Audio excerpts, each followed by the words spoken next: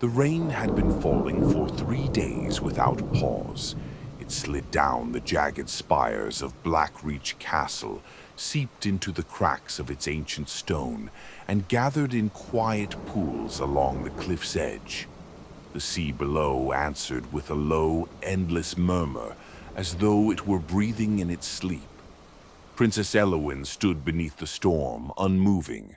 Her blue gown clung heavily to her legs, darkened by rain. A thin veil trailed behind her, tugged gently by the wind. Before her rose the castle, vast, cold, and eternal. It did not welcome her. It never had. Beside her stood a knight in full armor, his face hidden, his posture rigid. His presence was forbidden. Everything about this moment was forbidden. Yet Elowyn did not step away. She stared at the castle, feeling the familiar tightening in her chest. Somewhere within those walls stood Queen Morveth, her mother, watching, waiting. "You should not stay," the knight said softly, his voice barely audible over the rain. Elowyn did not look at him. "If I leave now, she will know. She will know either way." A faint, bitter smile touched Elowyn's lips. "Then it makes no difference." The knight hesitated before speaking again. "She will punish you." Elowyn finally turned to face him. Her eyes were calm, not fearless but resigned. She always has. For a moment the rain seemed to fall heavier, as though the sky itself had listened. Elowyn released the knight's hand. The loss of warmth was immediate. She turned back toward the castle and began to walk. Blackreach Castle never slept. Its halls were wide and silent, its walls lined with tapestries depicting victories long past. Wars won, kingdoms conquered, crowns claimed through blood and fire. Torches flickered softly, their flames bending with unseen drafts. Elowyn's footsteps echoed as she walked alone. She had memorized these corridors as a child, every turn, every stair. She had learned where the light dimmed, where shadows deepened, where voices traveled, where secrets hid. She reached the western hall. The doors were already open. Queen Morveth stood at the far end of the chamber, framed by tall windows streaked with rain. Lightning flashed behind her, outlining her tall, angular silhouette. She wore no crown tonight, she rarely did, but her authority filled the room regardless. "You are late," the queen said calmly. Elowyn stopped several steps away and lowered her head. "Yes, your majesty." Morveth turned slowly. Her face was pale and severe, untouched by softness. Her dark hair was pulled back tightly, as though even a loose strand would be an act of weakness. Her eyes, sharp, assessing, settled on Elowyn with measured disapproval. "You smell of rain," Morveth observed, "and disobedience." Elowyn said nothing. Silence stretched between them.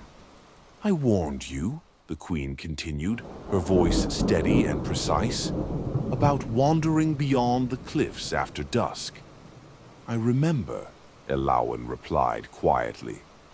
"And yet you disobeyed." Elowyn lifted her gaze. "Yes." The admission hung in the air. Queen Morveth studied her daughter as one might inspect a flawed instrument, not with anger but with disappointment.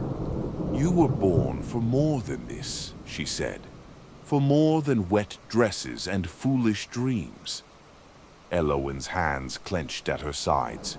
"I was born," she said carefully, "before I was meant for anything." The queen's eyes narrowed. "That kind of thinking is weakness." "Then why does it feel so human?" Elowyn asked. The words escaped before she could stop them. The queen's expression hardened. "Do not confuse emotion with truth," Morveth said coldly. Emotion is a luxury. Rulers do not indulge. Elowen swallowed.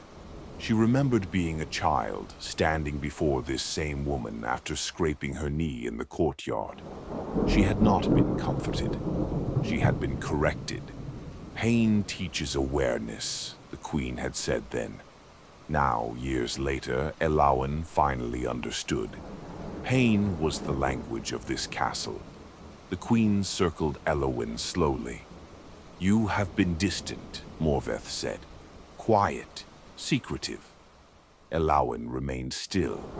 "I have allowed this," the queen continued, "because grief can cloud the mind." Elowen's breath caught. Grief. Her father's death had been swift, spoken of rarely, remembered never. Morveth had moved forward without pause. The kingdom had followed. Elowen had been left behind.